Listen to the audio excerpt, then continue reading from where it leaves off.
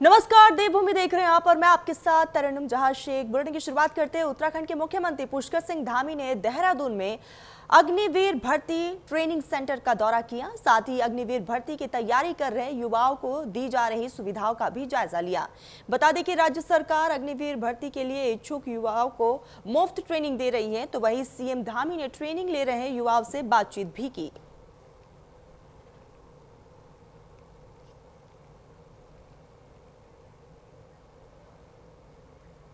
खबर देहरादून से है। देहरादून में मुख्यमंत्री पुष्कर सिंह धामी में समयपूर्णता अभियान सम्मान समारोह कार्यक्रम में सीएम ने हिस्सा लिया और संबोधित करते हुए कहा कि अलग अलग योजनाएं हमारी स्थानीय अर्थव्यवस्था को मजबूत कर रही है और हम ये बड़े पैमाने पर कर रहे हैं। ये हम सभी के लिए बहुत गर्व की बात है कि छत्तीसगढ़ और झारखंड जैसे राज्य जो 25 साल पहले उत्तराखंड के साथ बने थे, उनके पास हमसे कहीं ज्यादा खनिज और दूसरे संसाधन है, लेकिन आज हमारा राज्य कई क्षेत्रों में काफी आगे निकल गया है और ये हम सभी के लिए बहुत गर्व का पल भी है। हम देश में अपनी एक अलग पहचान बना रहे हैं और अलग अलग नेशनल और इंटरनेशनल रैंकिंग में हमारे राज्य का शानदार प्रदर्शन इस बात की पुष्टि करता है।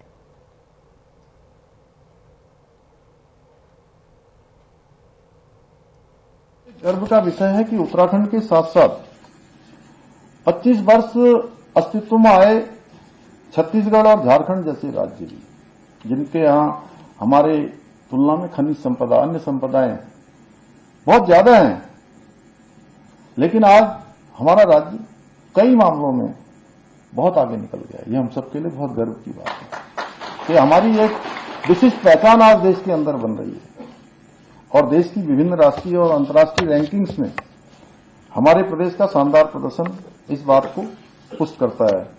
नीति आयोग के द्वारा जारी सतत विकास के लक्ष्यों को प्राप्त करने के इंडेक्स में देश में हमको पहला स्थान प्राप्त हुआ।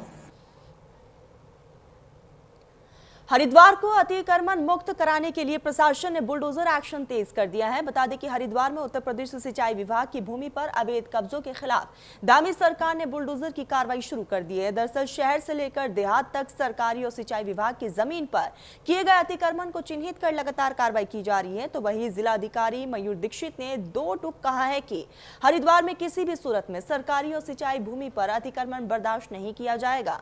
हालांकि प्रशासन की इस कार्रवाई के दौरान भारी पुलिस मौके पर मौजूद रही ताकि किसी भी तरह की कानून व्यवस्था की स्थिति ना बने।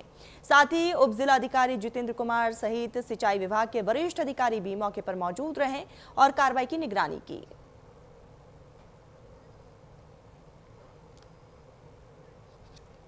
देहरादून में अखिल भारतीय राष्ट्रीय कांग्रेस के प्रवक्ता आलोक शर्मा ने प्रेस कॉन्फ्रेंस की है, जिसमें उन्होंने राष्ट्रीय मुद्दों को लेकर केंद्र सरकार की नीतियों पर तीखा हमला बोला और कहा कि मनरेगा में किए गए हालिया बदलाव केवल नाम परिवर्तन तक सीमित नहीं है, बल्कि इसके प्रावधानों में ऐसे संशोधन किए गए हैं जो भविष्य में गरीब और मजदूर वर्ग के लिए गंभीर संकट खड़ा कर सकता है।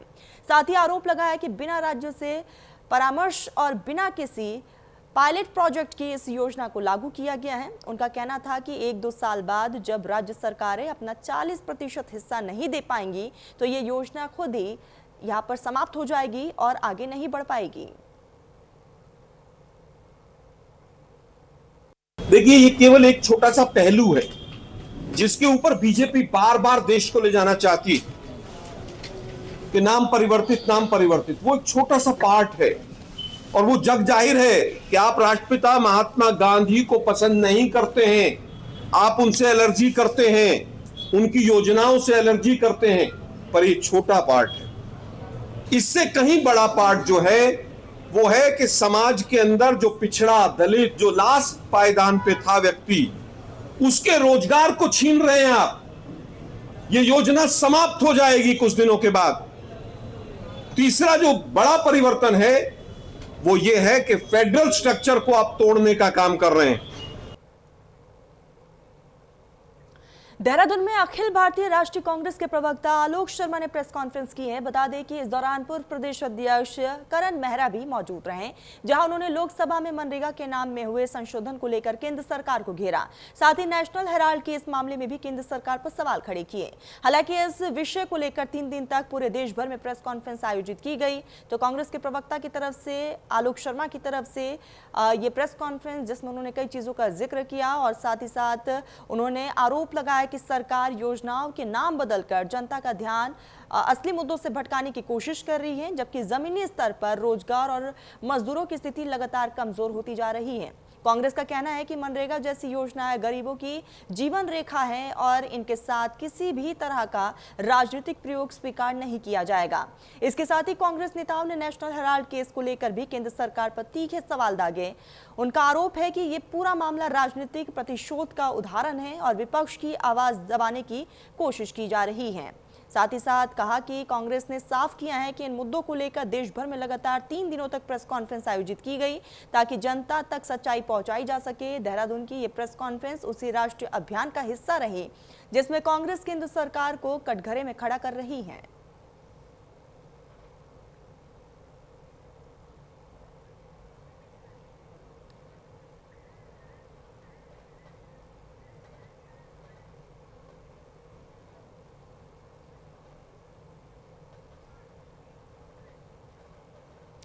खबर विकासनगर से है। विकासनगर पर एसपी देहात पंकज यहाँ पर गेरोला ने अर्धवार्षिक निरीक्षण किया है और निरीक्षण के दौरान कोतवाली में मौजूद असलाहों, मालखाने के रखरखाव सहित सभी अभिलेखों की बारीकी से जांच की गई है। साथ ही मेस की व्यवस्था, कोतवाली भवन और अन्य व्यवस्थाओं का भी निरीक्षण किया गया। हालिया निरीक्षण के दौरान कुछ खामियां जरूर सामने आई है, जिस पर एसपी देहात ने संबंधित अधिकारियों को जल्द से जल्द सुधार करने के निर्देश दिए। साथ ही उन्होंने कोतवाली स्टाफ को बेहतर अनुशासन और व्यवस्थाओं को दुरुस्त रखने के भी निर्देश दिए।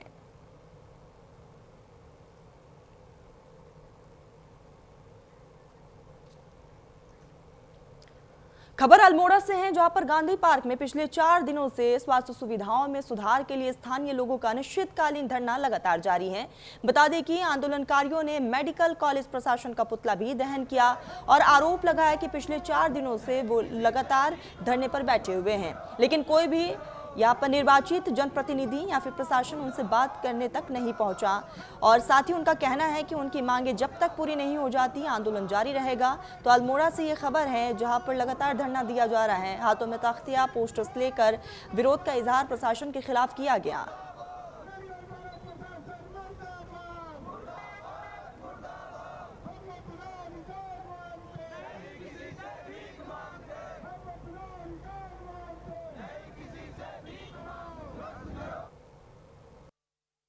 अस्सी घंटे से ज्यादा हो गया है।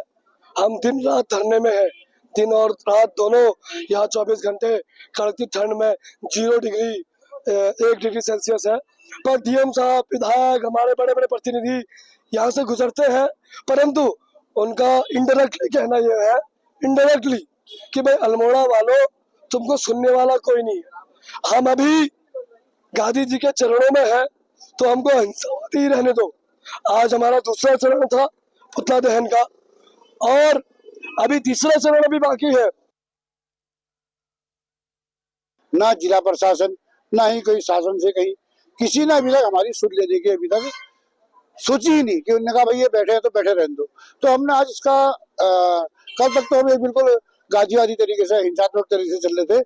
आज हमने उसका दूसरा चरण आज से हमने स्टार्ट किया है। तो दूसरे चरण की स्टार्टिंग में हमने आज मेडिकल कॉलेज प्रशासन का यहाँ पर पुतला फूका, और अभी हम इसके बाद तीसरे चरण में भी जाएंगे। तीसरे चरण में ये आंदोलन इतना उग्र हो जाएगा, ऐसा हो जाएगा कि प्रशासन को भी पता नहीं लगेगा कि क्या हो गया है। अभी हमारा दूसरा चरण चल रहा है। हम फिर भी शासन को, प्रशासन को और मेडिकल कॉलेज को चेतावनी देना चाहते हैं कि अभी भी वो अपनी चीज से बाहर आ जाए। देहरादून में रिवर्स पलायन को प्रोत्साहित करने और ग्रामीण आजीविका को मजबूत करने के लिए राज्य सरकार ने प्रयास तेज कर दिया है। बता दें कि मुख्यमंत्री पुष्कर सिंह धामी ने कहा है कि पलायन राज्य के लिए लंबे समय से एक बड़ी चुनौती रहा है, लेकिन बीते 4-5 सालों में इस दिशा में ठोस कदम उठाए गए। तो वहीं मुख्यमंत्री आवास में आयोजित ग्राम विकास एवं पलायन निवारण आयोग की 10वीं बैठक में उन्होंने अधिकारियों को कई अहम निर्देश भी दिए और कहा कि ग्रामीण क्षेत्रों में रोजगार और आजीविका के साधन बढ़ाने के लिए राज्य सरकार कई योजनाओं पर काम कर रही है। साथ ही मुख्यमंत्री ने पर्यटन और स्थानीय रोजगार को बढ़ावा देने के लिए बड़ा ऐलान करते हुए कहा कि इस बीच जो है 3 गुना ज्यादा तेजी से काम किया जा रहा है। राज्य में 25 नए स्थलों को वेडिंग डेस्टिनेशन के रूप में विकसित किया जाएगा।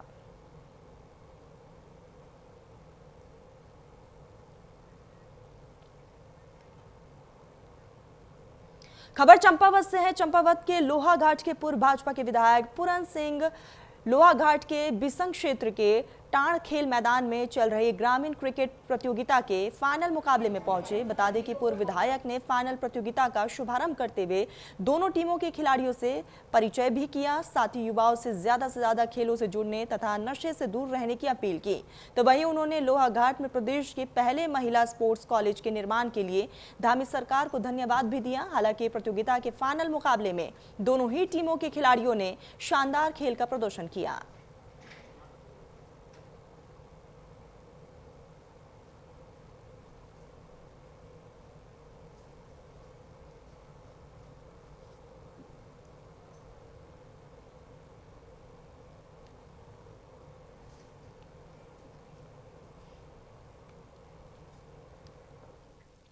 रुड़की में विश्व प्रसिद्ध कलियर दरगाह साबिक पाख में तैनात पीएसी के एक जवान द्वारा विकलांग व्यक्ति पर लाठीचार्ज का वीडियो सामने आने से हड़कंप मच गया।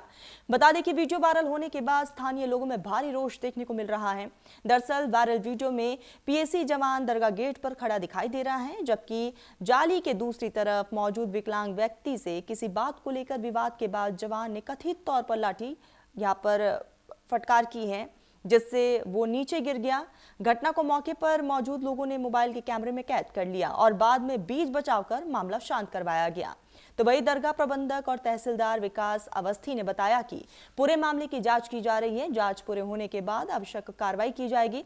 फिलहाल संबंधित पीआरडी जवान को ड्यूटी से हटाने की कार्रवाई की जा रही है।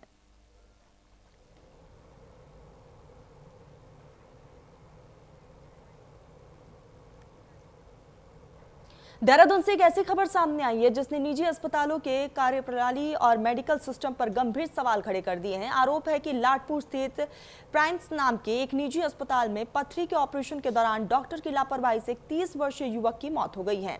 गुस्साए परिजनों ने अस्पताल में हंगामा किया, शव को सड़क पर रखकर प्रदर्शन किया और दोषी डॉक्टर के खिलाफ कड़ी कार्रवाई की मांग भी की। फिलहाल शव को पोस्टमार्टम के लिए भेज दिया गया है। आपको बता दें कि जिला अस्पताल भेजा गया है। पूरा मामला है कि रिपोर्ट के जरिए आपको दिखाते हैं।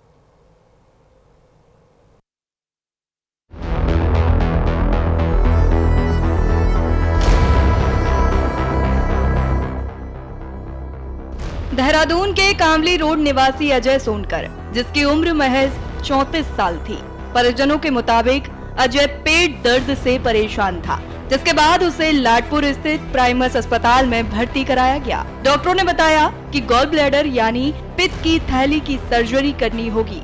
मंगलवार को अजय को अस्पताल में भर्ती कराया गया और बुधवार दोपहर तक उसकी हालत सामान्य बताई जाती रही।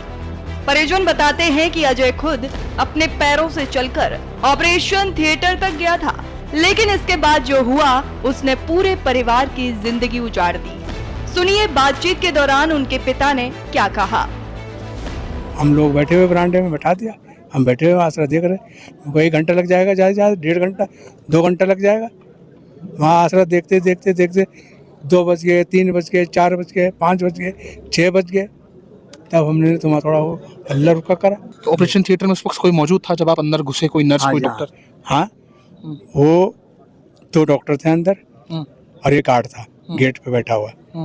वो गेट गार्ड जो है वो घुसने ना दे रहा था। वो तो जबरदस्ती धक्के धुक्के दे के घुस गए। फिर हम अंदर, मेरे को लड़का है मेरा, मिलेंगे हम 2 मिनट के लिए, मिलने दो, देखेंगे हम भी, तसल्ली हम पूरी करेंगे। वहाँ देखा तो वहाँ तो मामला ठंडा और वो तो भाग गया था जी। हाँ, 2 थे वहाँ जो निजी रहते हैं, वहाँ 2 डॉक्टर मौजूद थे वहीं। क्या उस डॉक्टर की गिरफ्तारी अभी हुई है? हाँ, डॉक्टर उसकी गिरफ्तारी हुई है, डॉक्टर की कल ही। हाँ। परिजनों का आरोप है कि डॉक्टरों ने बिना पूरी जांच के सर्जरी शुरू कर दी। गॉल ब्लैडर के ऑपरेशन के नाम पर पूरे पेट में बड़ा चीरा लगाया गया। ऑपरेशन के दौरान लापरवाही बरती गई, हालत बिगड़ती गई, लेकिन न तो समय पर सही इलाज मिला और न ही परिजनों को सही जानकारी दी गई। घंटों इंतजार के बाद जब सबर का बांध टूटने लगा तो परिजन ऑपरेशन थिएटर में घुसे और उन्होंने उसे मृत पाया और वहां से डॉक्टर फरार था। ये पूरी घटना ऐसी थी कि के टमटा ने गलत इनका ऑपरेशन करा हमारे जिया जी का। उनको जेल के अंदर भी जाया जाए, उनको कारावास किया जाए आजीवन। और यहाँ पर इसमें सील लगाई जाए। ये कभी खुलना नहीं चाहिए अस्पताल। इसने हमारे यहाँ पे गलत ऑपरेशन करके हमारा घर का सदस्य कर ले दिया। अब डॉक्टर को यहाँ पर बुला करके हमारे यहाँ पे प्रशासन चाहते हैं, हम चाहते हैं कि हमारे को आश्वासन दिया जाए। हमारा इकलौता घर का वो लड़का था, उसके साथ में इतना बड़ा हादसा हो गया सिर्फ लापरवाही की वजह से। संवाददाता हरिवंश वशिष्ठ ने मौके पर पहुंचकर परिजनों से बातचीत की और जाना कि उनकी आगे क्या कुछ मांग थी। क्या कुछ मुद्दा था कि किस तरह से जो है ये लापरवाही जो है एक हॉस्पिटल की तरफ से जो है बरती गई, किस तरह से देखते हैं साहब? ये हॉस्पिटल की लापरवाही है पूरी तरीके से। इन्होंने एक अजय नाम व्यक्ति जो दलित परिवार से है, उन लोगों की एक पित्त की थैली की जो ऑपरेशन होना था, एक छोटा सा ऑपरेशन, कहाँ तो हम कैंसर जैसी बीमारी से लड़ने की बात करते हैं, उसका इलाज करने के लिए दून हॉस्पिटल गए। दून हॉस्पिटल के बाहर जो इनके दलाल खड़े रहते हैं, जिनका कमीशन एजेंट होते हैं के टमटा के दलाल, उन्होंने इनसे संपर्क किया कि हम अपने डॉक्टर से आपका इलाज कराएंगे। और ये के टमटा जो 75 साल की उम्र का है, जिनके पास ऑथराइज नहीं है ओटीपी संभालने का, ये प्राइमस हॉस्पिटल वाले उनको ओटीपी किराए पर देते हैं और उनकी कोई जिम्मेदारी नहीं है और इनके हमारे पेशेंट को मार दिया गया है। गुस्साए परिजनों ने अस्पताल को तत्काल सील करने, दोषी डॉक्टर के खिलाफ सख्त कार्रवाई और पूरे मामले की निष्पक्ष जांच की मांग की। परिजनों का कहना है कि अजय की पत्नी गर्भवती है और अब पूरे परिवार पर दुखों का पहाड़ टूट पड़ा है। जाएगी बेटा, मेरा बच्चा बहुत सीधा साधा था, कभी किसी को कुछ नहीं कहता, अपना रिक्शा चलाता था, रिक्शा का काम करता था, वो तो रिक्शा ऑटो चलाने वाला मेरा बच्चा।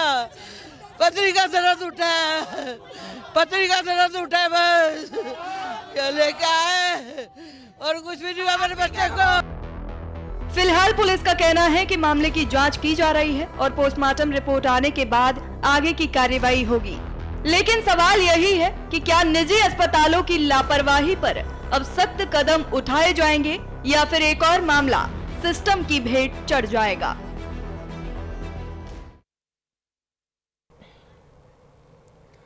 उत्तराखंड की सियासत में एक बार फिर से सोशल मीडिया से जुड़ा विवाद चर्चा में है। भारतीय जनता पार्टी ने एक एआई वीडियो जारी किया है जिसने राजनीतिक हलकों में घमासान मचा दिया। इस वीडियो में पूर्व मुख्यमंत्री हरीश रावत की तस्वीर का इस्तेमाल किया गया है और बैकग्राउंड में मजार शरण और साथ ही जो है गच्छिमा और मजीद शर्मा गच्छिमा जैसे ऑडियो सुनाई दे रहे हैं। बीजेपी जहां इसे कांग्रेस की तुष्टीकरण राजनीति का उदाहरण बता रही है, तो वही कांग्रेस इस समाज को बांटने की साजिश करार दे रही है। मामला क्या है, कैसे ये वीडियो वायरल हुआ है, रिपोर्ट के जरिए आपको दिखाते हैं।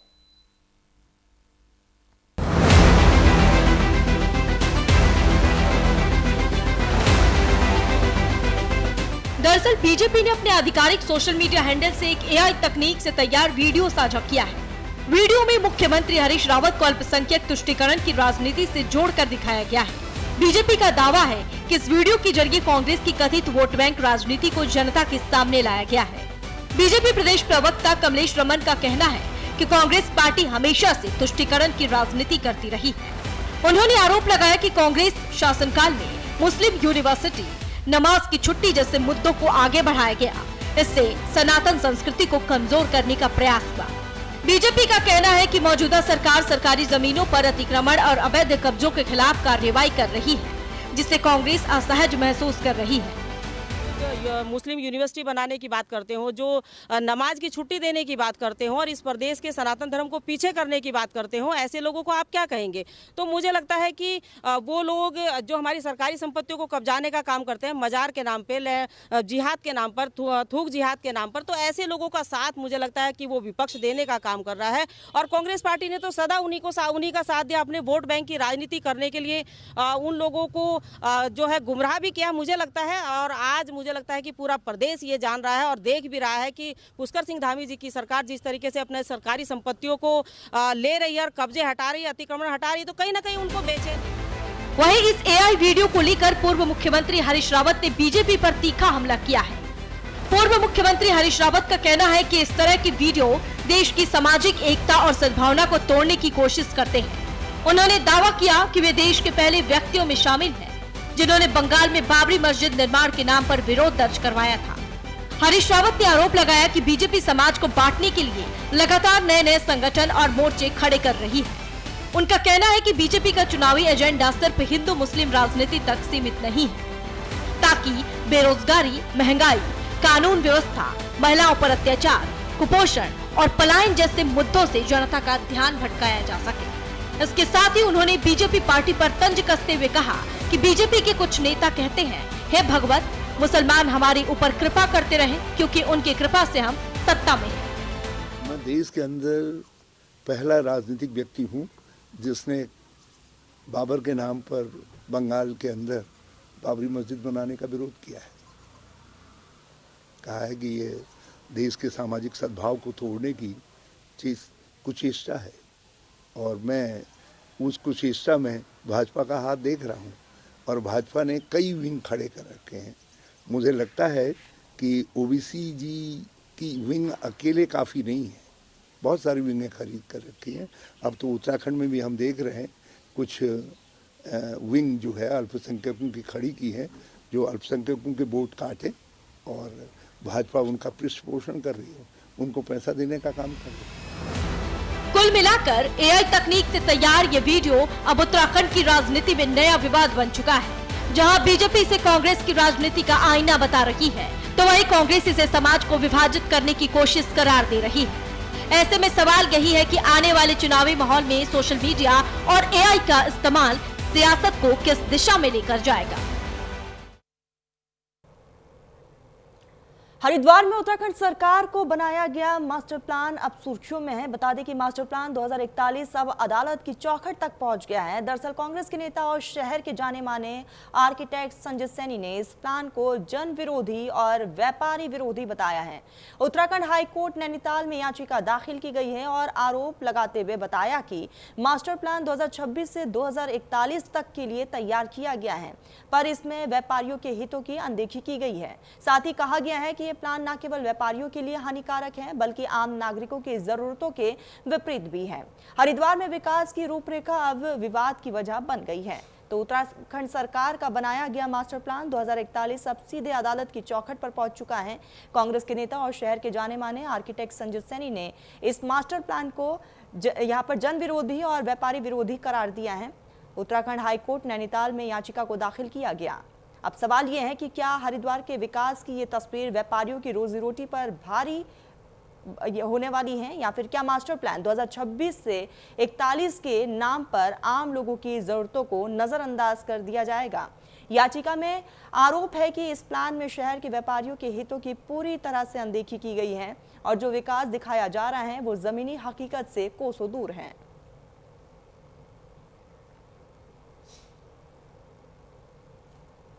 जैसा कि सबको पता है कि 2041 का प्रस्तावित मास्टर प्लान आने वाला है, जिसका प्रारूप हरिद्वार में कुछ समय पहले आया था और उस पर सुनवाई भी हुई थी। शहर के काफ़ी लोगों ने उस पर आपत्ति लगाई थी, लेकिन आपत्ति में प्रॉपर सुनवाई नहीं हुई, जनता उससे संतुष्ट नहीं थी और मास्टर प्लान में लगभग हरिद्वार के पूरे क्षेत्र को निर्मित क्षेत्र में दिखा दिया गया है। कॉरिडोर को लेकर जो हमारे व्यापारियों के अंदर एक भय की स्थिति बनी हुई थी, शायद ये अभी ये याचिका दायर हुई, हमारे कांग्रेस नेता ने एक याचिका दायर की है और उससे जो रोक लगी है तो उससे हम आश्वस्त हैं काफ़ी हद तक कि यार हमारी कोई सुनने वाला है। इससे पहले भी महानगर अध्यक्ष कांग्रेस में अमन गर्ग जी ने, उनके नेतृत्व में हमने कई लड़ाइयाँ लड़ी, आंदोलन करे, मसाल जुलूस निकाला, शायद हमारी आवाज़ ऊपर तक पहुँची अब, तो हम इसलिए आश्वस्त हो गए हैं कि यार हमारी आवाज़ भी सुनी जाएगी। देखिए जी, सबसे पहली बात तो ये है कि कॉरिडोर की अभी हमें परिभाषा भी नहीं बताई उन्होंने। पहले तो परिभाषा, और जो डर का माहौल बना रखा है उसमें ज़्यादा माहौल बना रखा है, जो हमें किसी हालत में नहीं चाहिए। जो डर का माहौल है, अगर ऐसा ही उनका स्थिति है जो हम सुन रहे हैं, वो हमें कॉरिडोर नहीं चाहिए। हमारे को बाज़ार को सुंदर करने के लिए बहुत तरीके हैं, कोई ज़रूरी नहीं है कि कॉरिडोर और तोड़ फोड़ से ही काम चलेगा।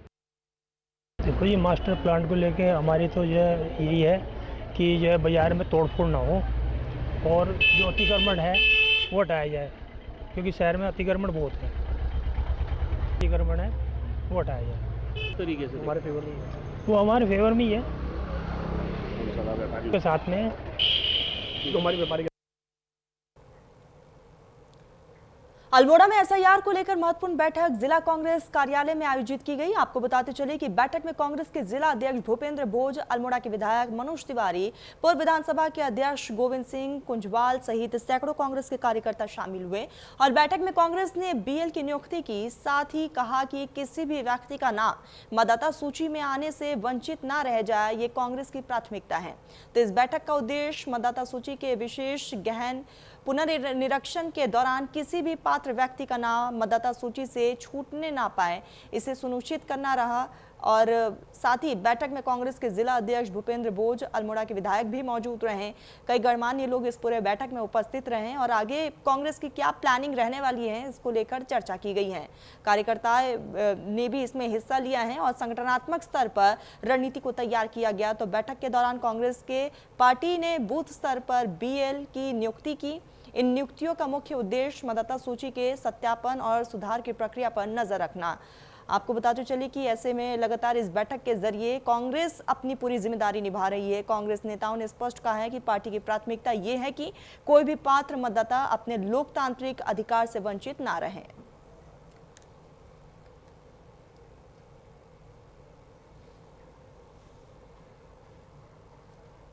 सबसे महत्वपूर्ण मुद्दा जो है एसआईआर को लेकर है और एसआईआर को लेकर हमने अपने BLA 1 और BLA 2 की नियुक्ति कर दी है और उसी को लेकर जो आज हमारी महत्वपूर्ण बैठक यहाँ पर रखी गई है कि किस तरह से कोशिश की जाए कि कम से कम लोगों के उस पर नाम कटें और जिन लोगों के नाम नहीं है। फिलहाल देवभूमि में बस इतना ही। आप देखते रहिए न्यूज़ इंडिया।